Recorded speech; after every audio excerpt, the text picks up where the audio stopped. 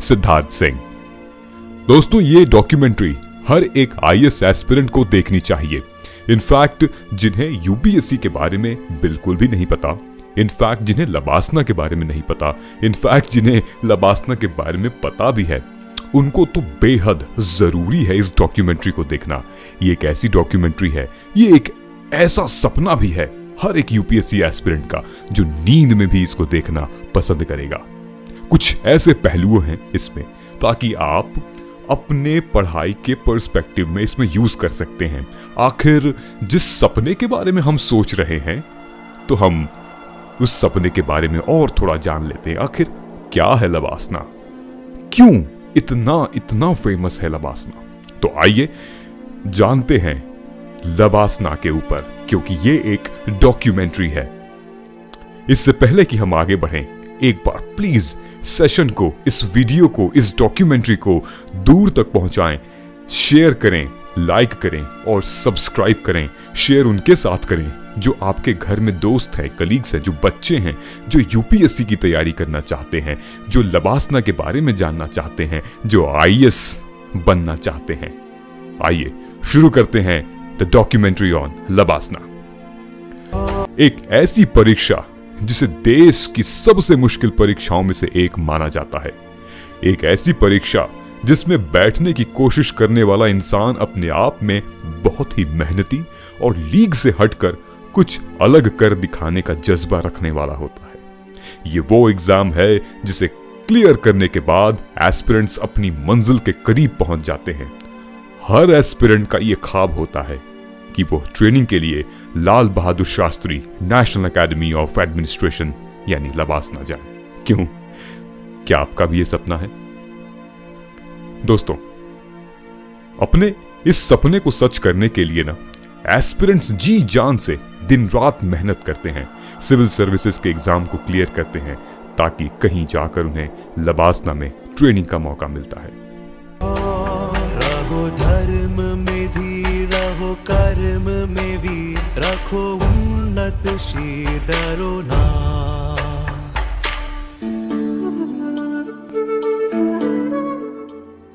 इस एकेडमी की हवा से लेकर मिट्टी तक हर चीज उन लोगों की सफलता की गवाही बनती है जिन्होंने भी कभी हार नहीं मानी और खुद से वादा किया है कि महज 1 से 2 साल के अंदर लबासना के मैदान में खड़े होंगे। दोस्तों, अगर हम लबासना की स्थापना के बारे में बात करें तो 15 अप्रैल 1958 में उस वक्त के central home minister Pandit Govind Vallabh Pant ने सिविल सेवा के रिक्रूट्स को ट्रेन करने के लिए मसूरी के चार्लेविल एस्टेट में राष्ट्रीय एकेडमी स्थापित करने का फैसला लिया, यानी निर्णय लिया।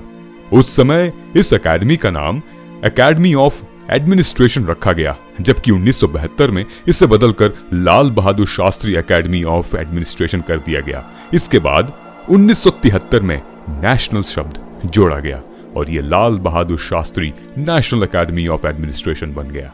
रहो धर्म में भी, रहो कर्म में भी, रखो उन्नत शी डरो ना।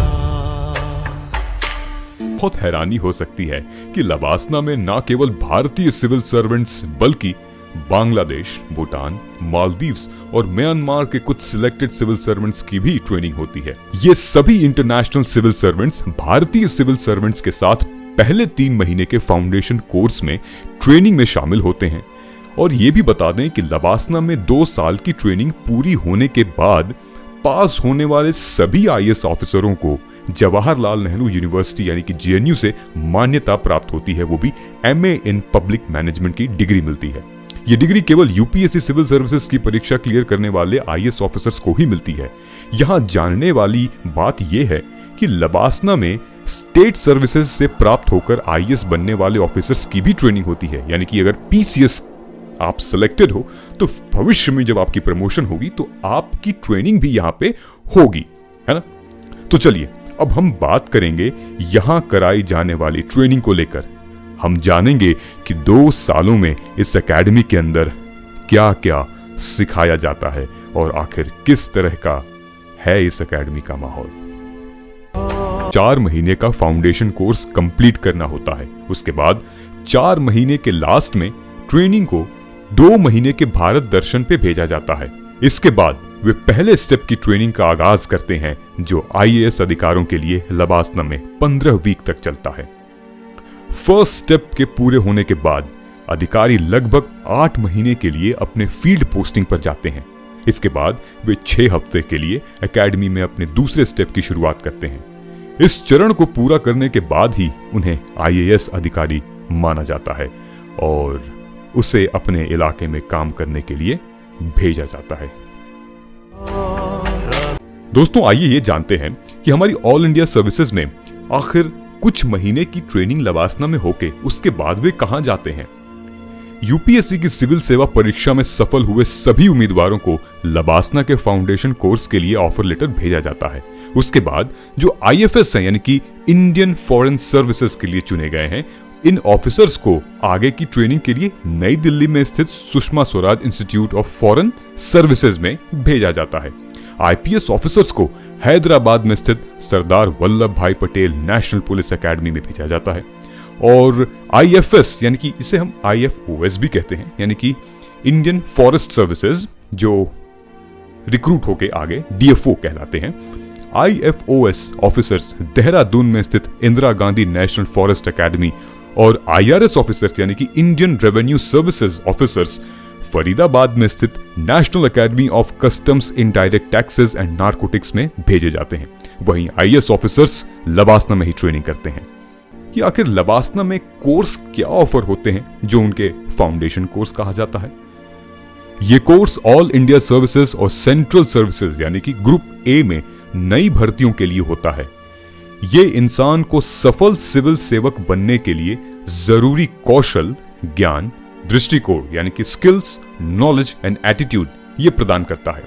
एकेडमी की ऑफिशियल वेबसाइट के मुताबिक इस कोर्स को पढ़ने का मेन मोटिव ये है कि ये एस्पिरिट डी कॉर्प्स को बनाकर पब्लिक सर्विस के बीच और भी ज्यादा कोऑपरेटिव यानी कि सहयोग, कोऑर्डिनेशन, एक दूसरे के बीच में समझाव ये पैदा करता है और एक सिविल सर्विसेज ट्रेनी के व्यक्तित्व की पर्सनालिटी यानी कि जो उसकी पर्सनालिटी है उसको पूरी तरह से intellectual, moral, physical and aesthetic विकास को बढ़ावा देता है।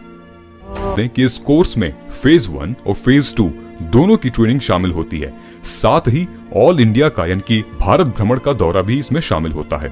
ये ब्यूरो ऑफ पार्लियामेंट्री स्टडीज के साथ 1 हफ्ते के लंबे लगाव के लिए भी जाने जाते हैं, जिसमें उन्हें इंडियन पार्लियामेंट्री सिस्टम के कामकाज के बारे में बताया जाता है।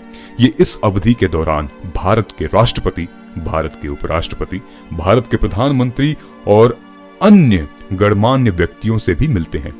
और इस कोर्स में जो ट्रेनी होते हैं वो फील्ड में जाकर ट्रेनिंग भी ले सकते हैं। Induction training program, induction training program इसका उद्देश्य राज्य सिविल सेवाओं के आईएएस के पदोन्नत अधिकारियों यानी कि प्रमोटेड ऑफिसर्स के लिए होता है। अब आते हैं शॉर्ट टर्म कोर्स या मिड कैरियर ट्रेनिंग प्रोग्राम।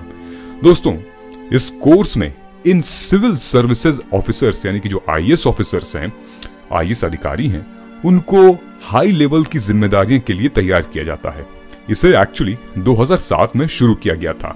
ये आईएएस अधिकारी द्वारा पूरे किए गए वर्षों की संख्या के आधार पर 3 चरणों में दिया जाता है।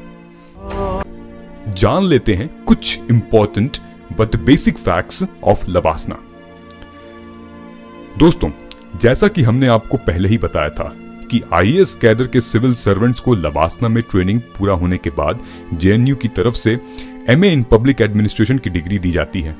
बात करें अगर लबासना के डायरेक्टर की तो 5 सितंबर 2021 में श्रीनिवास और कती की थाला को डायरेक्टर पद पर अपॉइंट किया गया था। कती की थाला गुजरात कैडर के आईएएस ऑफिसर हैं। बता दें कि लबासना में सिविल सर्वेंट्स को फिजिकल ट्रेनिंग भी दी जाती है। इसके साथ ही उन्हें एक्स्ट्रा करिकुलर एक्टिविटीज में भी शामिल होना होता है। बात अगर इस एकेडमी के कड़े नियमों की हो तो लबासना में ट्रेनिंग करना हर किसी के बस की बात नहीं है। दोस्तों, ट्रेनी ऑफिसर्स को यहाँ पे जिंदगी की बेसिक स्किल्स भी सिखाई जाती है।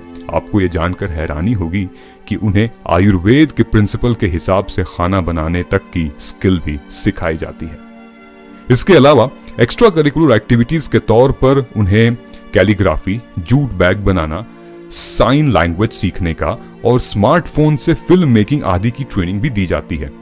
वहां दी जाने वाली हर ट्रेनिंग पर लबासना एकेडमी का लोगो होता है।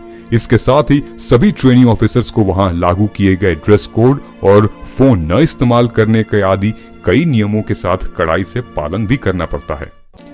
लबासना का जीवन परिचय थोड़ा बहुत आपको समझ में आया होगा।